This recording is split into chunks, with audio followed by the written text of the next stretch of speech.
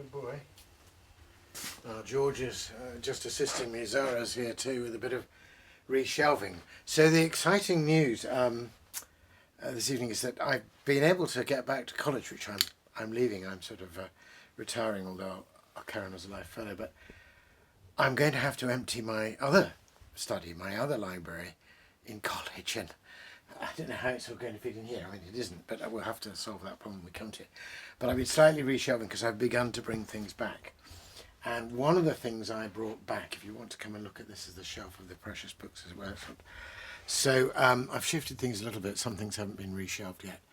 But here, I've just brought back from college, and this is the volume I want to show you, but I'll show you another as well, is a particularly special and rare edition of Milton's minor poems, with illustrations, you will see, by Samuel Palmer, one of the great artists in the Romantic Platonic tradition. But let's take another interesting old edition of Milton's minor poems. Poor old Milton, they have them called minor just because you write a major poem like Paradise Lost. Doesn't mean... Now, this is particularly famous for its illustrations. So we'll lay this one down here for a minute. Mm-hmm. I'm going to come over and have a seat here first, and I'm going to show you a little bit about... So, the minor poems is just a way of talking about all the poems that aren't Paradise Lost. Among those, I love them. I mean, I love, I suppose the chief ones are a pair of poems called L'Allegro and Il Penseroso, or Penseroso, which he wrote probably while he was still at Crisis in Cambridge.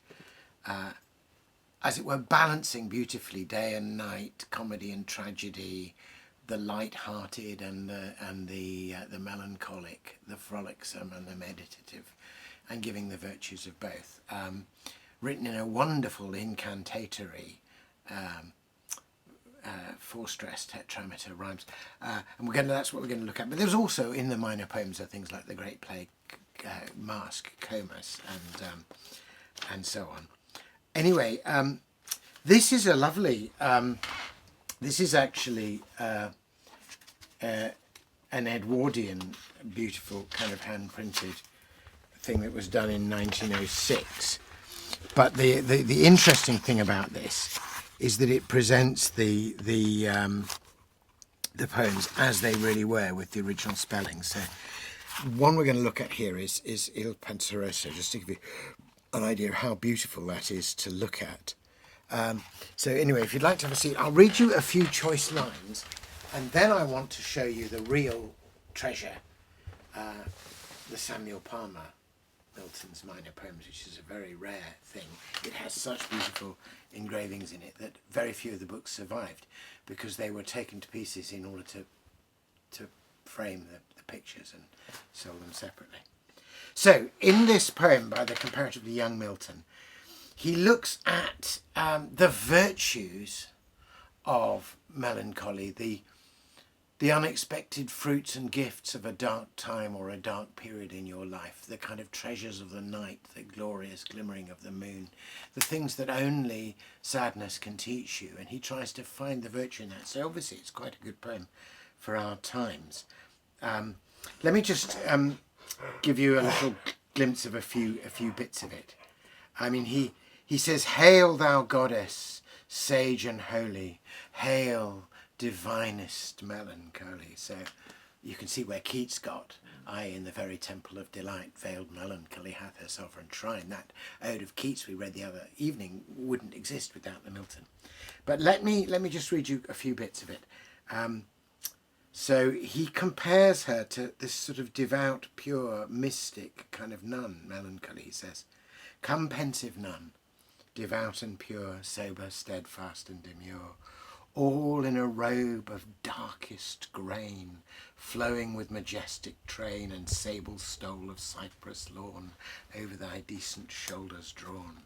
Come, but keep thy wonted state, with even step and musing gait, and look commercing with the skies, thy rapt soul sitting in thine eyes." That's wonderful, isn't it? The soul in the eyes. And then he talks about how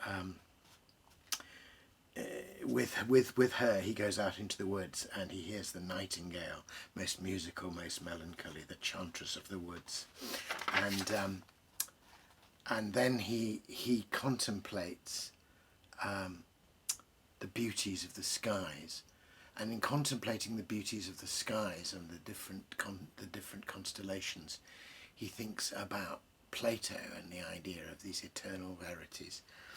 And finally, he comes up with this double image, first of the bellman going through the village at night, the only waking person, and then ringing the curfew, and then he imagines these shepherds looking up and seeing in a high tower a light, and the light is the light of the philosopher poet, keeping watch through the dark. Let me read you just those lines, because then we'll go over to the table and look at what Samuel Palmer did with them. So, he says, he's listening to the cricket on the hearth, or the bellman's drowsy charm to bless the doors from nightly harm. Or, let my lamp at midnight hour be seen in some high lonely tower, where I may oft outwatch the bear with thrice great Hermes, or unsphere the spirit of Plato to unfold what worlds or what vast regions hold the immortal mind that hath forsook her mansion in this fleshly nook. This great expansion of the mind. Wonderful stuff. Anyway, that's it all just printed out as the very first readers of Milton might have found it. Now let's see what this great philosophical mystic, 19th century romantic artist did with that. We'll have a little sip of this while we go. That's a very nice Spanish rosé. So, here we are. I found this eventually on the interwebs being sold off by an American library who I don't think knew what they had, and I see from the marks that it had been in their stacks, you know. But this is a treasure. So look at how beautifully presented it is, and the wonderful, the shepherd by the tree all in gold.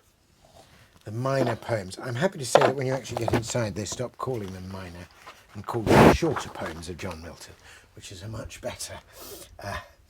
Now, Palmer, in his early days as Sure and Pied, was a great master of colour, and there's a painting of his called The Magic Apple Tree, about which I've written a poem, which is just the most astonishing rich golds underneath dark clouds. So he understood colour, but he also understood the contrast of black and white, and he made various etchings and woodblocks and prints, and later in his life engravings, where he employed the very paradox of the printed ink engraving, which is the use of darkness to convey light. And that, of course, is the very thing that, in a sense, Milton's Il Penseroso is about. So this was published just posthumously. He'd been preparing it. He'd already done his one on on Virgil's Eclogues, and then he died, and his son, A.H. Palmer, prepared the book for the press and created some of the engravings from paintings. So it begins with Lycidas, which we didn't look at, but I'll just to give you your first glimpse. I love looking at these exquisite original engravings through the protective veil, as it were, of the tracing paper, and then lifting it out. And this is absolutely classic Palmer. There's often a labourer in the front bending over the plough and the oxen, and there's the light. There's the sense constantly in Palmer of light glimmering on a horizon, of a promise of light kindling through something else. Look at the way the clouds have been rendered as well in that. That's just amazing. That's the bit where Milton in Lycidas is remembering how he would be out very early in the morning with Edward King, whom he was lamenting, both together ere the opening lids of dawn appeared. Anyway, I want to go on in this book. Let's see if I can find it now. Here we are. That passage I read you from Il Penseroso with the bellman. The bellman's drowsy charm to bless the doors from nightly harm. These are just before you see the picture, Palmer's notes. Seclusion without desolation is aimed at here. and darkness without horror. While light enough is left to show that a village is comfortably sheltered and the ground heaves well. Isn't that lovely? Is richly wooded. The increasing gloom sometimes enforces the sentiment of exuberance by giving more play to the imagination. So this is one. These he had by him. He did these quite early in his life, and he kept them in a little Milton folder. So here is the bellman. You really need to look at this again. You know, in fact, this is not the sun, it's the moon. You see the cattle, the glimmering on the cattle, the single figure with a lantern, the sense of the village in sleep, the beauty of a single tree.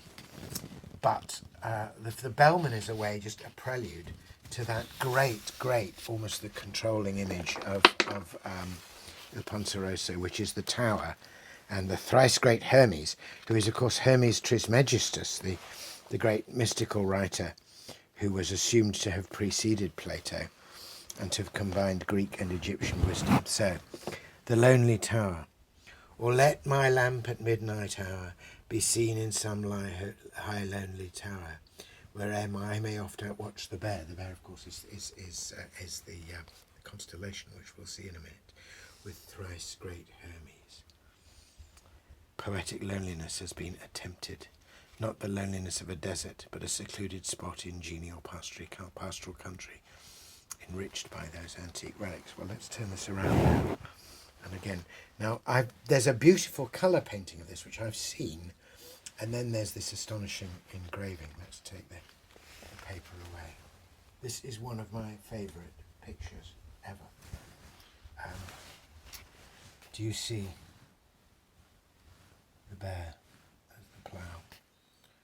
And the shepherds under the tree, and there's the light from the lonely tower. And again, this sense of a light glimmering through the darkness.